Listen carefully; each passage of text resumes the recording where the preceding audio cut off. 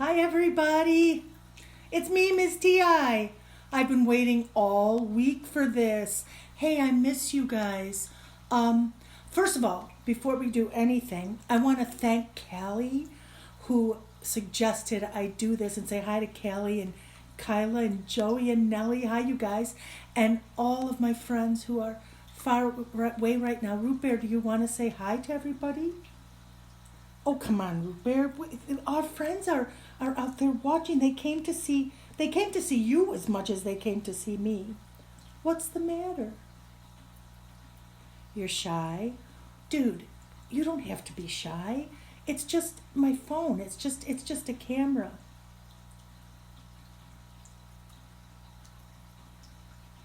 See? Well, where are our friends? Our friends are out there watching. Wait a minute. What's the matter? Oh, we have been away from them for a long time, haven't we?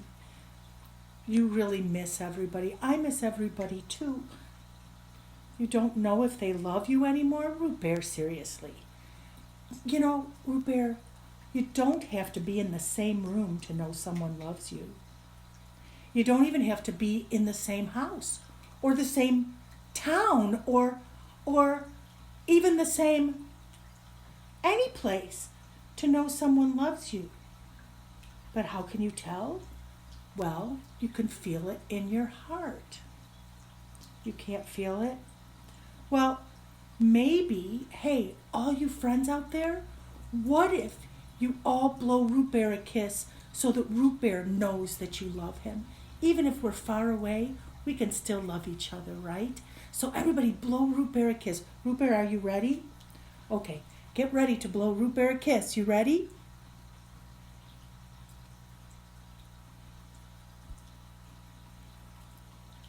That was amazing. Oh, you're blowing kisses back. Everybody wave and say hi, Rootbear. Hi, everyone. Oh, we miss you a lot. Yeah, we've been hunkered down here at our house. And it was a sunshiny day today. I love sunshiny days. We could sit out on the porch and we could go for a walk. Are you being good at home? Are you listening? Nobody listens. Everybody listens, Rootbear. Everybody listens. We just don't all do. That is a true story. That's right. Well, Rootbear, we came here today to say hi to everybody, but also for me to tell a bedtime story. Yeah, it's about bedtime. The sun's going down here in Michigan. Yeah, it's getting later. Right. We told folks to get on their jammies and get ready for a story. So before we start, I want to tell you a little something about this story. So I heard my grandpa tell this story a long, long, long, long, long, long, long, long, long, long, long, long. Long, long, long, long, long, long, long, long, long, long, long, long, long, long, long, long. Rootbear, take your hand off my mouth. Long, long, long, long, long. Long, long. Stop with the long longs already.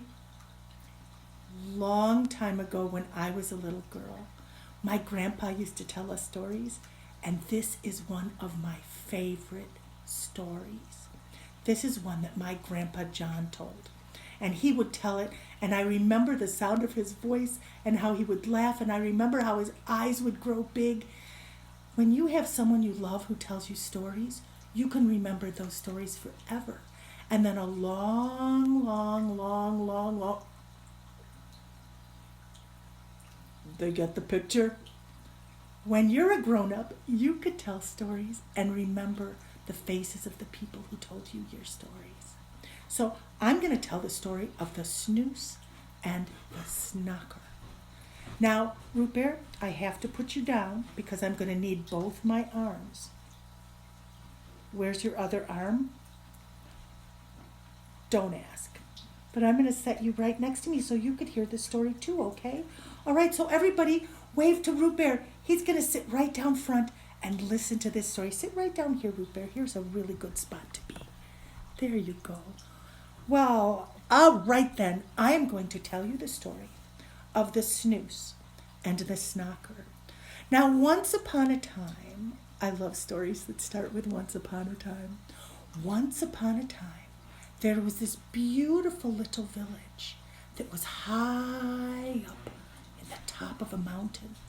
It was a gorgeous little village.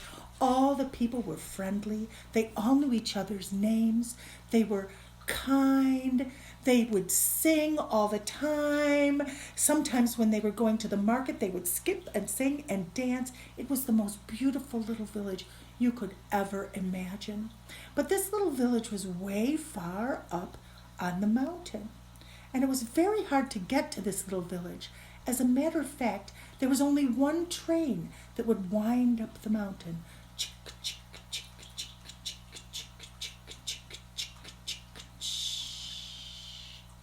It would stop at the village once a day. And then it would go up and come back down. And disappear down the mountain. Now the people of this village, they grew gardens, they had old playthings and stuff, but this village was famous all over the world for one very special thing. You see, on the very same day, every year in the spring, right about this time of the year, actually it was right about the 1st of May, on the very same day, all the flowers in the village would bloom at once. Now the people planted flower gardens, they planted flowering shrubs, flowering trees, everywhere in the village. Everything was flowers everywhere. Boxes on their windows filled with flowers. And on the 1st of May, all of them would bloom. Now the people of this village thought this was a great selling point to bring tourists to their town. So every year they sent flyers down the mountain to all the cities and the other villages, telling people, come up to our village as the flowers bloom. And the mayor, who was a very brilliant woman, she said, how about we have a flower festival and we invite all the people to come up and we can open up our rooms, we can do our Airbnbs, we can have dances, we can sell flowers, we can have people come up, and the most perfect thing about them coming here is they can come and smell the beautiful, fragrant aroma of the flowers as they bloom. The people all thought that was a fabulous idea. So they printed up flyers, they sent them down on the train one day,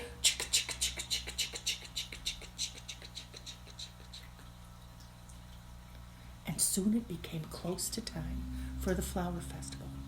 The town band had practiced up. They had a whole show planned. The ballet class had planned beautiful dances where they were going to wear flowers in their hair and they were going to flit about to the band. Oh, it was so exciting. Everybody was so excited, and the visitors started trickling in. Each day, the train came into town. More and more visitors got off the train and stayed with the people. They figured out how to bake flower-shaped cookies. Rootbear, you like those, right? He likes any cookies. Flower-shaped cookies and breads and cakes. And they used flowers on the cake frosting. Oh, it was amazing. And people were just blown away by this gorgeous little mountain village waiting for the flowers to bloom. Now, on the morning of May 1st, everyone would wake up just as the birds started to sing.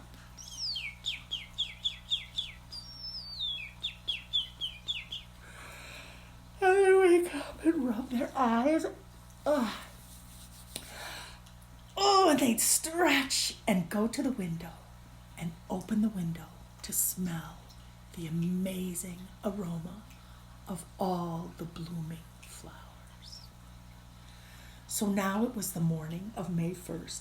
The village was overgrown with visitors. There were so many visitors that there were people who came with their backpacks and their backpacking tents, and they opened up the town park for people to put their tents in. There was a Ferris wheel, there were carnival rides, there was cotton candy. Everything was ready for this festival on May 1st when the flowers bloomed. And so the morning, all the visitors and all the people in the town woke up on May 1st like they did every other year. And they stretched and they listened to the birds. And they went over to the window and they lifted up their windows. And they reached their heads out and they took a deep breath.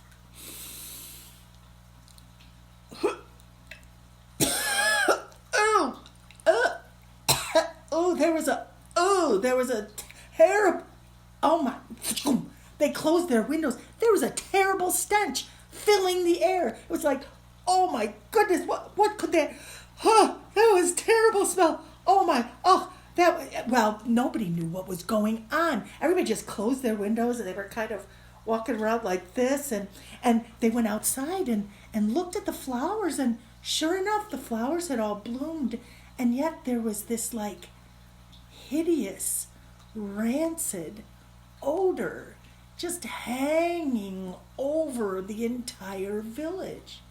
The visitors were like, well, the flowers are kind of pretty, but holy moly, what's that stench? Well, they went to the carnival and they tried to enjoy themselves. The cotton candy seller couldn't sell cotton candy because as soon as the candy was spun, it started to wither with this greasy, greenish, yellowish film that stank like. Well, think of the worst thing you've ever smelled in your life. Dude, it was worse than that. It was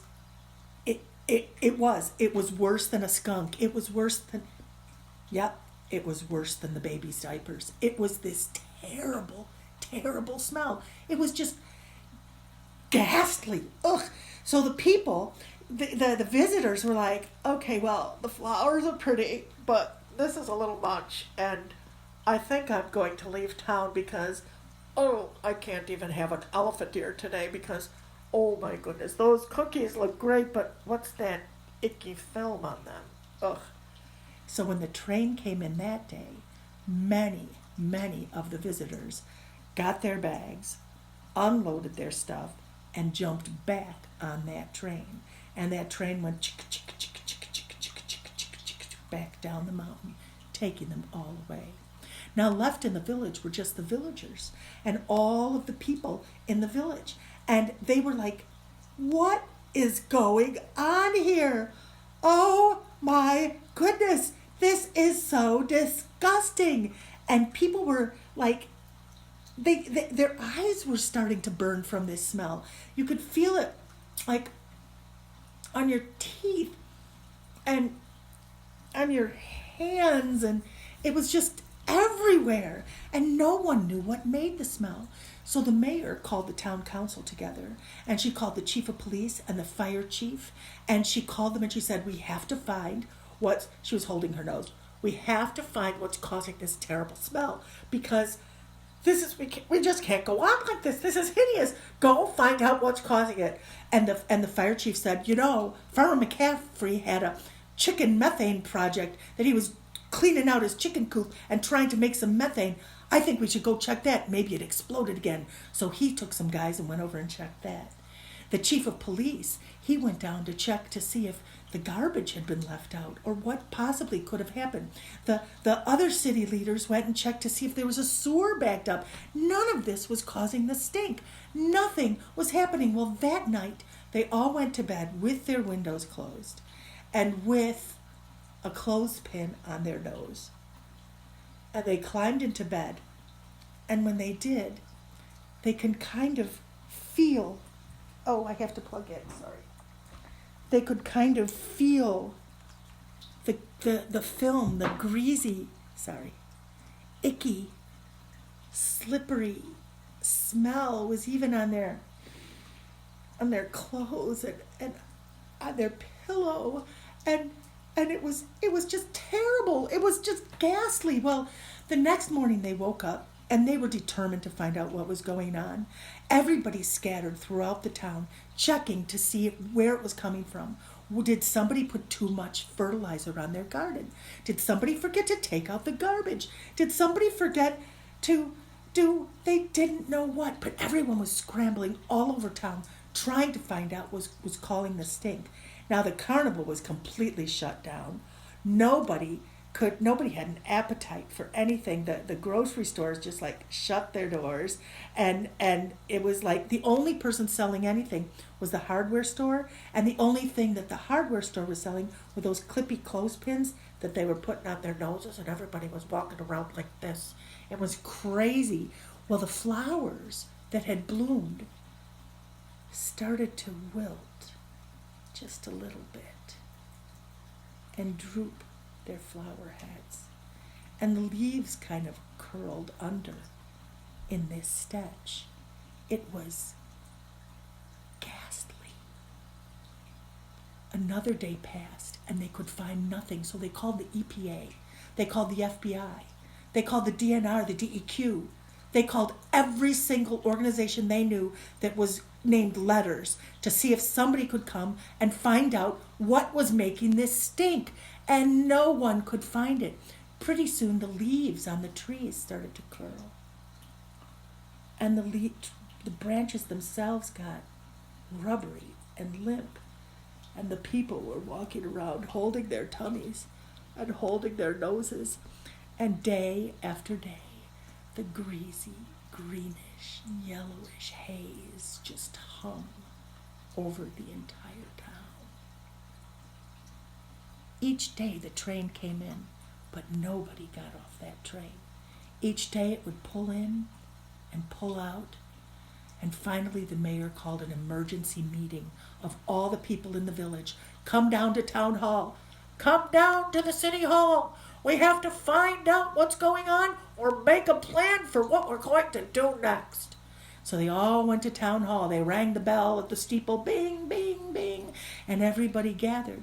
And the mayor got up and said in a very sad voice with a clothespin on her nose, I am so sorry to tell you this, but we cannot find what's making this stink. It must be coming up from the earth itself. And so our only option is to leave our little town and abandon our village. Now I gotta tell you, this town had been a town for 1,000 years. People lived in the same house that their great-great-great-great-great-great-great-grandparents lived in. They didn't want to leave. They loved their town. Everything they knew was there. But what could they do? They couldn't live in this stink anymore. And everybody sadly, with teary eyes, shook their heads and thought about what a terrible job it was going to be to pack up and try to de-stink all their stuff before finding a new place to live. Well, the day after this meeting, the train pulled in. And no one was there, of course. But a man got off the train. Now this man got off the train, and the station master at the train station, he looked out and he said, Hey, feller, what are you doing up here? Didn't you hear about our stink? He said, Well, I kind of did, but I'm a salesman, so I thought, and he went, Ooh-wee. He looked around, he said, Ooh, smells like you got a bad case of snooze. Now the ticket master, the station master, looked at him, he said, Say what? What'd you say? He said, You got a case of snooze, and whoo, by the smell of it, you got a really serious bad case of the snooze. And the ticket master said, You stay right there. Don't move. I'm going to go get some. Stay there. You know what's causing this smell? Ooh, doggy, said the salesman. Once you smell snooze, dude, you never forget what snooze smells like. You've got a snooze. Don't move, said the station master. He ran as fast as he could go, slipping on the stink on the sidewalk. And he got to the city hall and he burst through the door and he said, Mayor, Chief, everybody, come on down to the station. There's a salesman that knows what our stink is. And they all went down to the station where the salesman is standing there going, Woo, oh boy. He pulled out his handkerchief and he covered his face. He says, Woo. And the mayor goes up to him and grabs him by the shirt and says, Excuse me, sir, you know what's causing our stench? And he says, I certainly do. You've got a case of the snooze. And the mayor asked the question that you right now are probably asking yourself. She said, "What is a snooze?" "A snooze," said the salesman, "is an animal. It is a huge, greasy, greenish, yellowish animal that looks like boiled green cabbage with beady eyes stuck into the side of its face. It lives in caves, mostly in mountainous areas, especially places where people dump garbage. You don't dump garbage outside your village, do you?" They all looked at each other. "Well, kinda." Now, for years, that town had been taking their garbage off to this cliff outside the village and just dumping it down there. Just, when you think about throwing something away, away is however a way that works. So they would just take it down there, right down the side of the mountain. And all their garbage, for the 1,000 years they'd been there, had been collecting down this cliff and the side of the mountain. "Well," said the salesman, "that explains a lot. That garbage attracted your snooze. You've got a snooze." "Well, what is a snooze?" "A snooze," said the salesman. "A snooze is an animal. Now, I already told you this. I described it to you."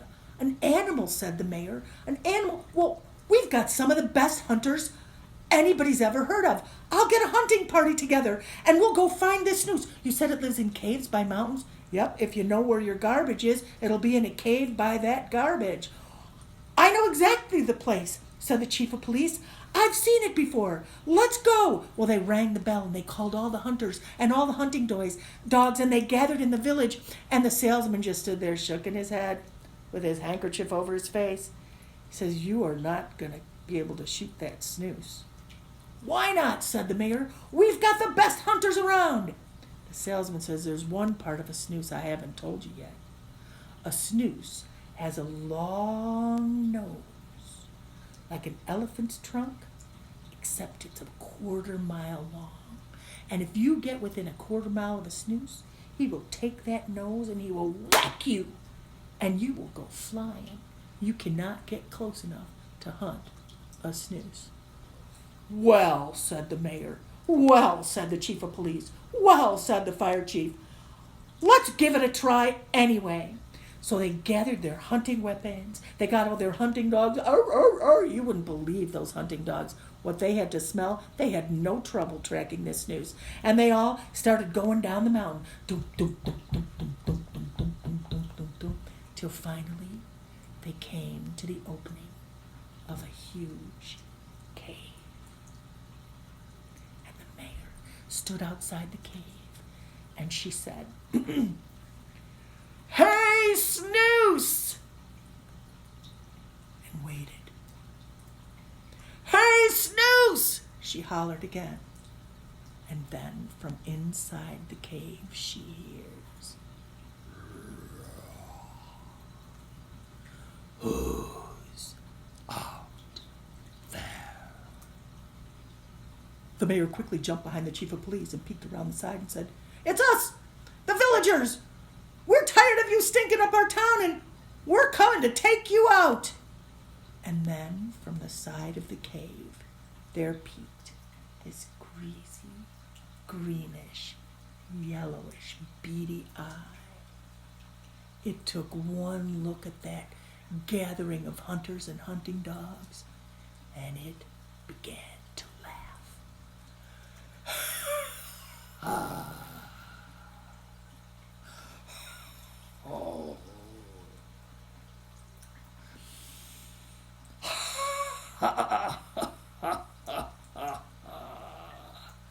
And he took that nose and he wound it up.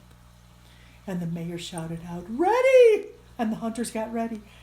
"Aim!" And just before she said fire, bam, that snooze hit him with their nose, and they went flying through the air, tumbling, bumbling head over heels down the mountain, boom, boom, boom, boom, boom, boom, boom, rolling down and landed right into the middle of the village, bruised and battered, hunting dogs all tangled with hunters, and everybody down. And they were like, oh, you were right. The salesman was standing there shaking his head.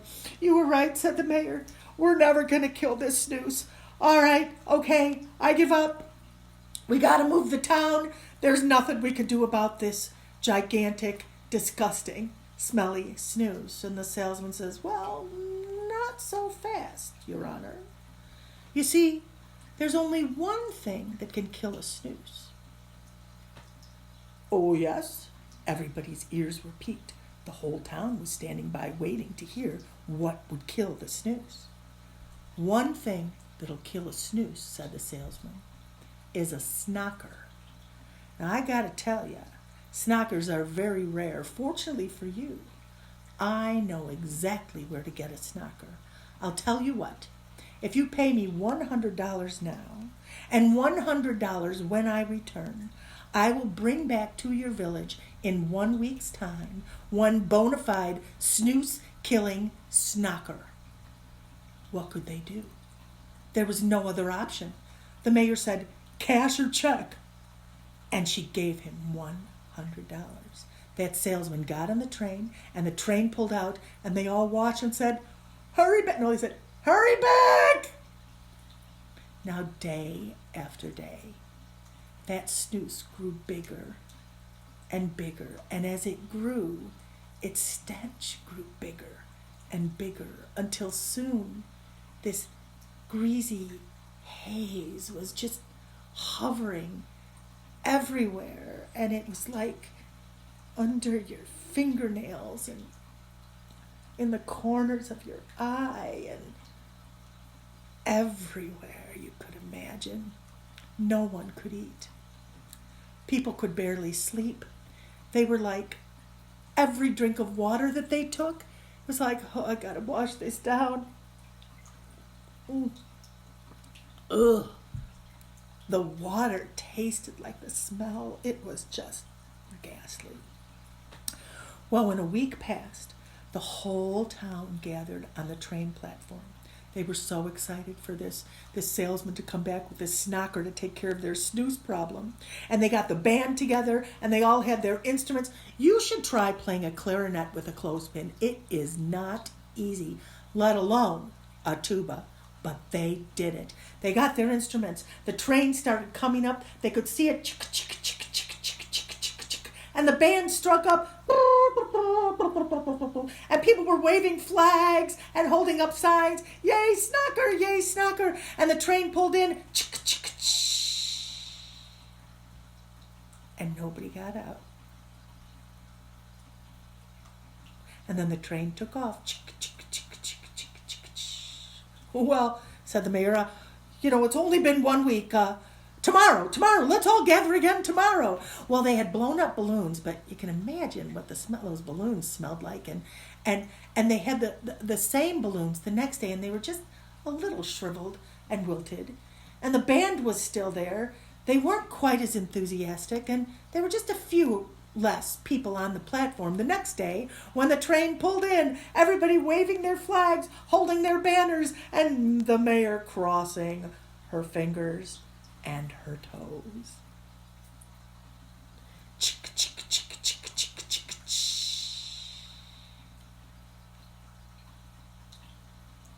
chick, chick, chick, chick, chick. No salesman. Well, pretty soon the people of the town were saying to themselves around the corners and behind the mayor's back, are you serious? Some salesman comes to town and says they'll get rid of our stink, and the mayor just gives him $100 of our hard-earned tax money, and he takes off? Does she even have a receipt? What if he never comes back? We've just lost $100 and our village. This is ridiculous. We were totally scammed. She is a terrible mayor. Well, 2 weeks passed. 2 weeks and 2 days, and every day fewer and fewer people were there.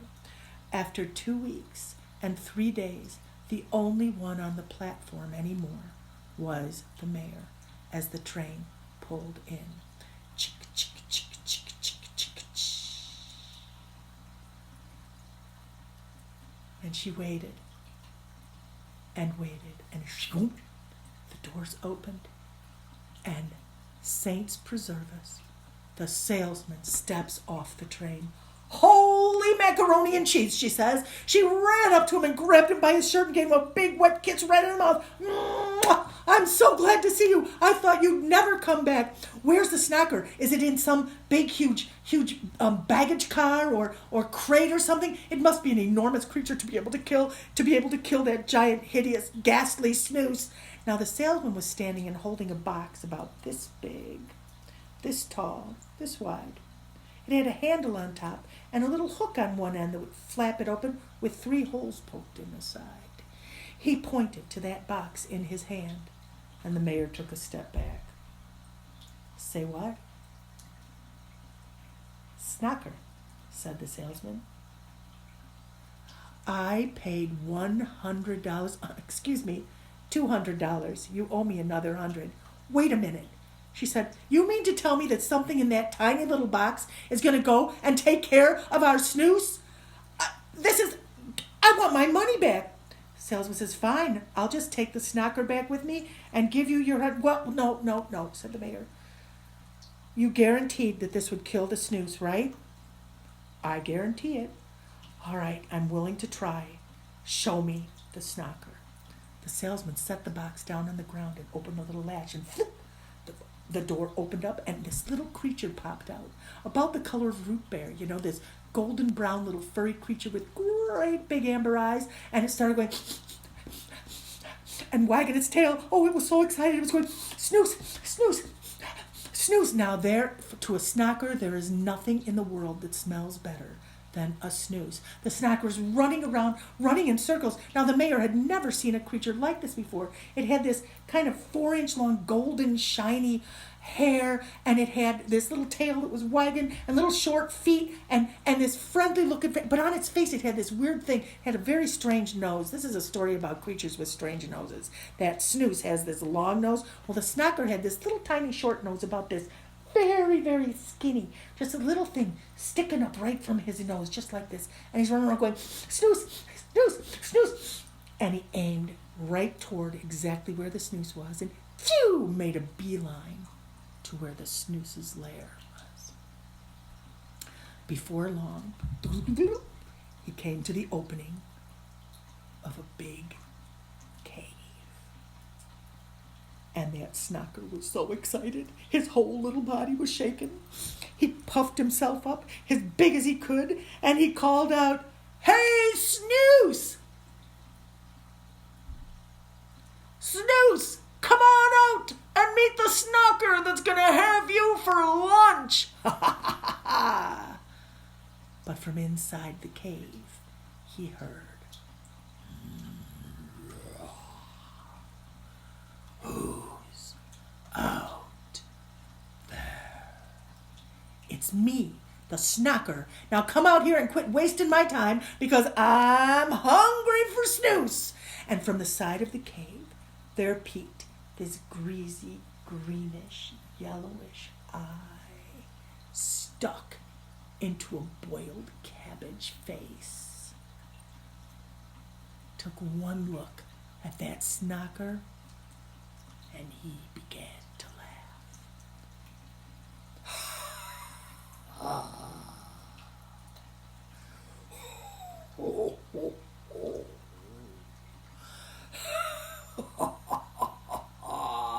You're gonna eat me for lunch? You see my nose? Mm-hmm, said the Snocker.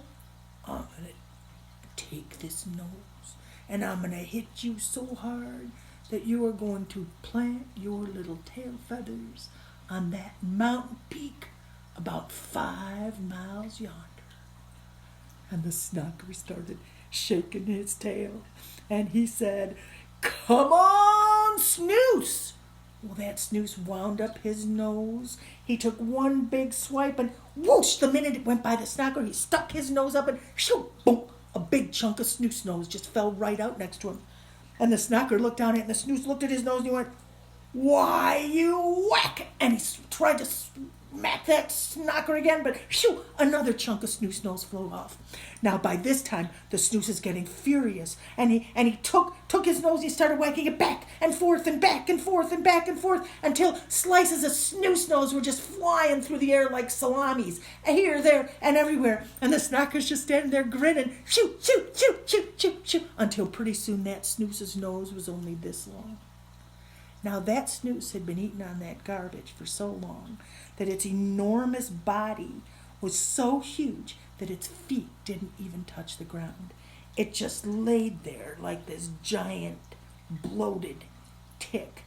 And the Snocker went running up behind him, and the Snooze took one look in the Snocker and said, "Bummer." Well, the Snocker took that nose and went and poked a hole in the bottom of that Snooze.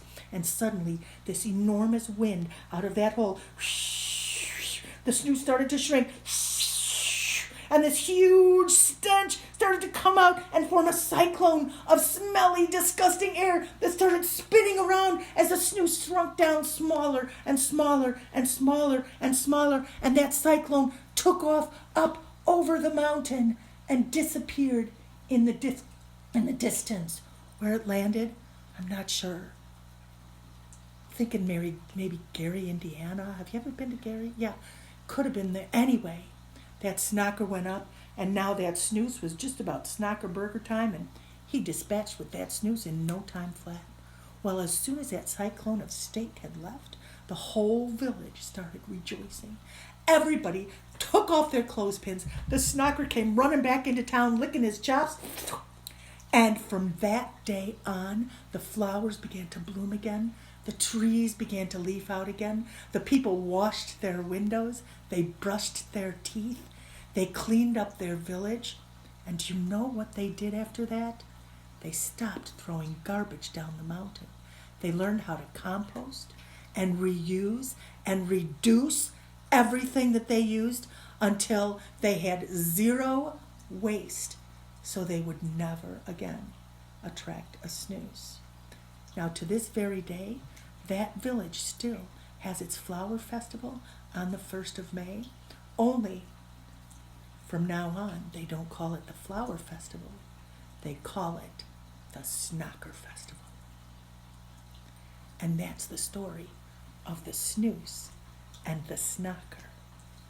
Thanks, Gramps, for telling me that story. Oh, you're back? Did you like that story?